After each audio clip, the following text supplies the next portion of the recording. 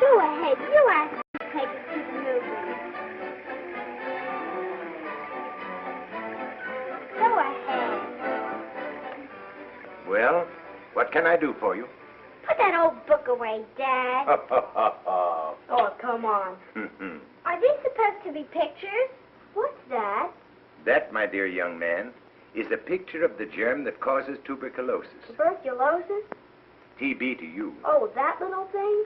From that little thing comes that awful disease? It doesn't look like much to me. No? No. Do you know that that little thing is alive? Blow me down. Quiet, please. And it eats as you do. And it breathes.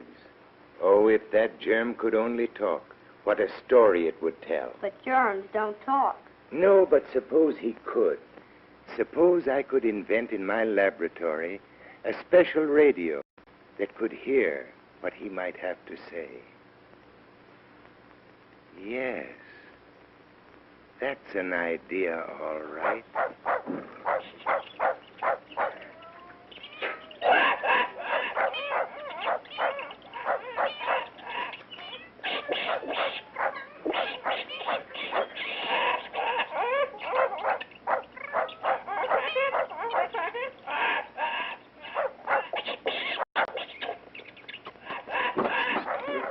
Good morning, good morning.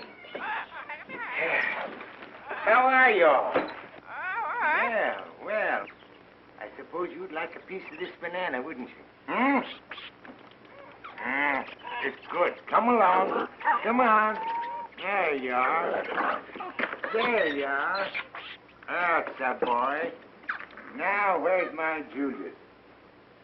Come on, Julius. Come on. There he is. Well, now, here. Here, have a piece of carrot. Fresh and full of vitamins.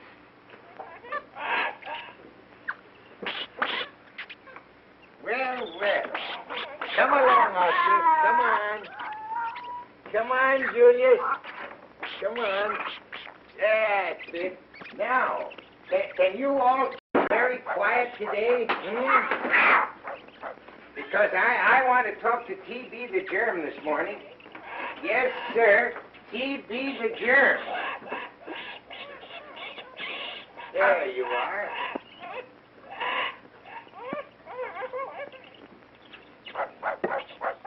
Well, I've hit on it at last. With my new germ radio invention hooked up to my microscope.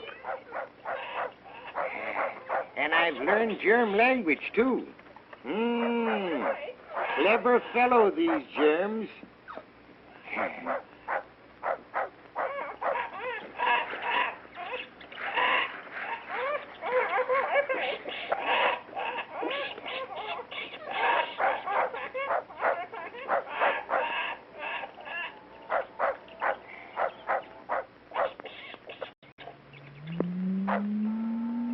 Now, quiet, everybody.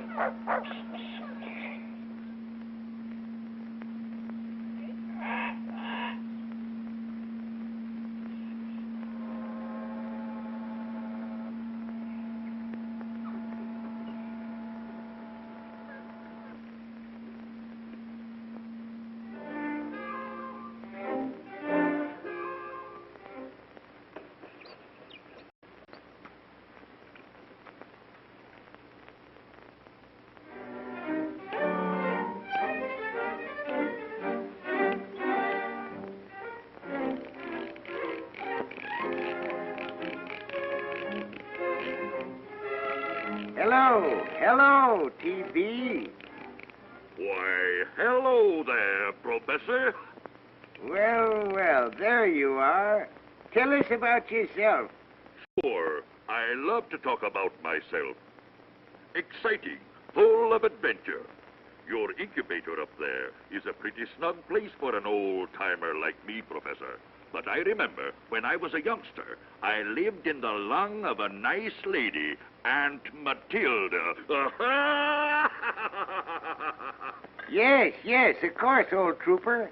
I remember Aunt Matilda. She never seemed very sick, but she did have a cough.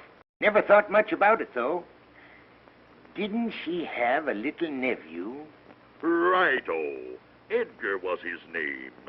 Dear Aunt Matilda used to feed him, taste his food for him to be sure it wasn't too hot. That's how I got into little Ed's lungs. Watch, Professor. Howdy. And once in Edgar's mouth, of course, I made my way into his lungs.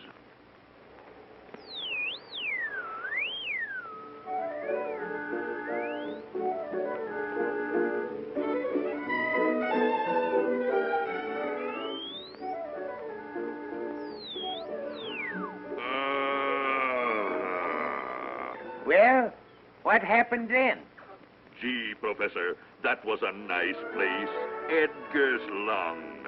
So warm, pink, and cozy. Of course, I was lonesome, sorta. So I got busy. You know, we germs raise big families, and fast, too. All we need is a dark place in the body where soap and water can't get at us. Oh, how soap and water kill us. And Edgar knew nothing about all this? Oh, no. I guess he didn't even feel sick. But soon the cells in Edgar's body got busy and started to build walls around us. Oh, yes. That's how the human body protects itself. The cells of which it is made lock up the germs so they cannot scatter elsewhere in the body. So there we were, all bound up, jugged like ordinary thieves. Edgar's body won that battle. Oh, me. Uh-huh. That's what we scientists call a tubercle. What? A tubercle. A tubercle in a medical book looks like this. A firm, round capsule. And in the center, the germs. But go on, TB. What happened next? We pined and starved. Some of us managed to stay alive for years, I guess. Edgar grew up to be a handsome young man. Had a girl, too. Worked awfully hard to make good. Was careless about his meals. Didn't eat right. Stayed out late at night when he ought to have been in bed. All that put a strain on his body. And one day, something happened. We germs saw our chance to escape. Edgar paid no attention, even though he had a cough and lost weight. We multiplied so fast, Edgar's cells couldn't keep up with us. So we spread and staked out new plots. His girl was the first to take notice. The boy had no appetite. And he had no pep. Tired all the time. Then one day, we germs broke through a pipe, an artery that passed through lungland, and a great flood of blood poured out. Edgar coughed up some blood. That scared him. At last, he went to a doctor, who sent him to a sanatorium. There he rested.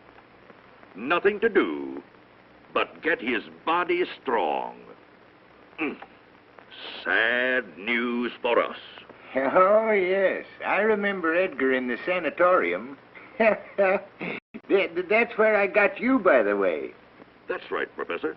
That sanatorium is a bad place for germs like us. No chance at all. They don't let any of us escape. Every patient has his own paper cup. And you know what? They burn these cups. Sure death for germs. How is it you weren't destroyed, too? Well, the nurse sent some of Edgar's sputum to the laboratory to be examined, and I was in there. So the man in the white coat gave us a new home. A culture, he called it. Experimenting, I guess. He kept us in an incubator where it was warm, and there we grew. Well, I guess that's the story. And it was the man in the white coat who gave this culture to me. Do you know if Edgar got well, Professor? Oh, yes. He recovered completely. He's happily married and has a boy of his own now. That's good. Another Edgar. I may die soon, but my tribe will get him too. We'll get young Edgar. Ah, no, you won't. Things have changed, T.B. Edgar Sr. had learned his lesson, so he took young Edgar to the doctor and had a tuberculin test made. Well, what on earth is that? Just a simple skin test. It tells if there are any germs like you present in a person's body. You don't say. Smart, eh? They can't see us hidden away, so they invent this clever test. Well, this test was negative. No germs in young Edgar's body. Suppose it had been positive, Professor. In that case, the doctor would have had an X-ray picture made of his chest, as he did with another of his patients, Mary, a sweet young girl from high school. Her test came back positive, and the doctor had this X-ray picture made of her chest. Gee, let me see it too. There you see the ribs. And here is the healthy lung tissue. And there, see that spot? That's a little tubercle, like the one in Edgar Sr.'s lung. It's hard and firm now. No germ will ever get out of that tubercle. And once every year until she's grown up, the doctor will make another X-ray picture. But, Professor, what's to become of all my tribe with that kind of thing going on? Sorry, old-timer, but you're almost through. When all young folks get a tuberculin test, and those who react positively get an X-ray, TB germs are going to die out. This is a fight to the finish. And man is going to win this fight. Goodbye, Mr. Germ. So, that's our finish.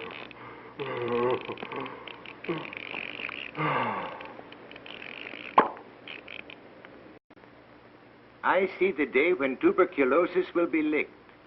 I see happy, healthy children growing up without the fear that their lives will be ruined by it.